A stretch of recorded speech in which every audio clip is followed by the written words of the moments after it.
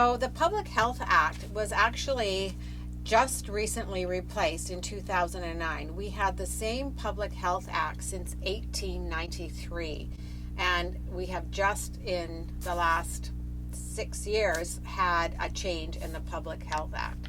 So now what the Public Health Act looks at is Drinking Water Protection Act, and that has been in place for a number of years, even before 2009, that the importance of safe, clean water is vital to the health of our population.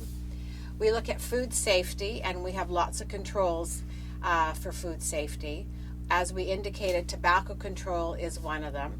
Another one that's included in the Health Act is community care and assisted living facilities, because the public has to be confident that these facilities have specific policies in place to ensure that they are safe and at the best possible level for their loved ones who might be living in them. And the other one that has been around for a long time, and it's still on, is the Venereal Disease Act, which now we talk more about communicable disease than venereal disease. We do have some significant changes from the initial Public Health Act, and these ones have been highlighted in our Public Health Act and on the websites if you go to Public Health Agency of Canada. So what we have is we have modernization of powers and duties of public health officials for communicable disease prevention. And as we talked about, we had Venereal Disease Act before, but now we're really looking at communicable disease prevention and control, because we could potentially have an outbreak or pandemic. So we need to have our public health officials have the power to be able to deal with that in an extremely timely manner.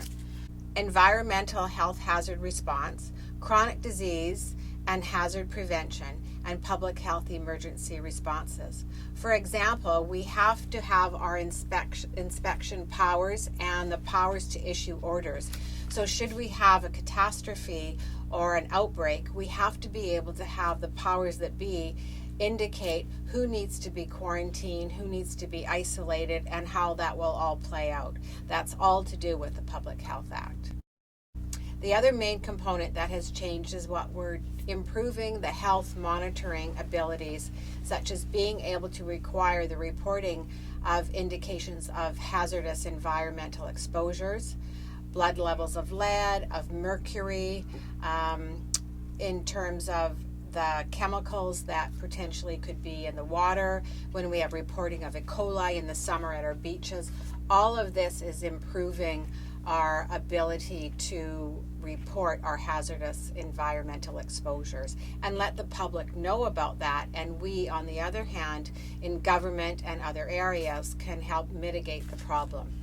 The other last one that is significant to further identify is the ability of the health officers to order groups of people to take prevention measures to control a health hazard. So an example of that might be influenza vaccination.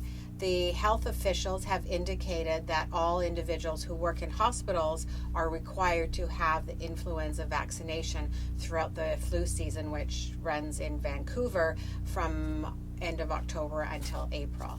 So that gives the authorities power to prevent measures should something happen. So as we continue with these significant changes, we have the ability to require public health planning. It's a given. New powers to regulate operations, activities, or conditions that could pose a health hazard or health impediment and a threat to the long-term health of our populations. We also have provisions that ensure administrative fairness, so that we have fairness across our administrative functions and authorities. We have strengthened relationship with and clarification of responsibility of local governments regarding public health. So there we have every government aspect has specific rules and regulations in order to abide by. And then we have modernization of enforcement, sentencing, and penalty provisions. So this is, as we talked about, certain health acts are codified in legislation, and should they not be abided by, then this gives the authority a way to enforce them, sentence, and penalize individuals who are not abiding by the specific Health Act. So as we carry on, you can see that healthy public policy is a way to foster a healthy province. And I encourage you to read this component on the module. So the other thing that we look at in the Public Health Act is, what is our primary aim? So obviously we need to have a focus. We need to have mechanisms to address current and emerging health issues. And some of those are challenges in our communicable disease prevention and control. As it's indicated, a disease is an airplane ride away, so we are having continuous challenges with our communicable disease prevention and control in the province and across the world. We have health promotion and protection, which is extremely important, obviously, for the health of our populations. Chronic disease and injury prevention. As individuals are growing older and living longer, we have more and more chronic disease, so we have to look at that aspect of our health and policies related to that, as well as injury prevention, because we know that prevention, most injuries are preventable injuries, so if we can have more policies around injury prevention, then that will help our populations. Poisonings are another one. There is always an issue with poisonings, and as we know, certain population groups are at higher risk. So for example, young children are at higher risk for poisonings. And then of course, one of the worst ones that could possibly happen is the bioterrorism threats. And that is something that our government and officials are continuously looking at to ensure that that doesn't happen in our country in our lifetime.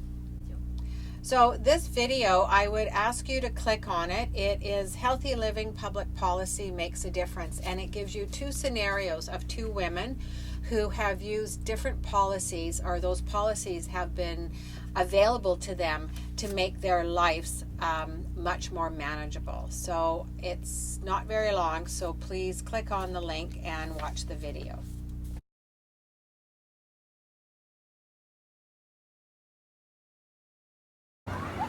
So now that you've watched the video, I encourage you to go to the Population Health site of Vancouver Coastal Health page and to their web page. Also, you'll find that there is a discussion guide helping you to look at and reflect on this video you've watched. I highly encourage you to look at that and look at the discussion guide and some of the questions there. Some things for you to reflect on. What role should health authorities be playing in creating healthy public policies? What role should public health nurses be playing in making sure that they are fostering the health of their populations by playing a role in creating healthy public policies?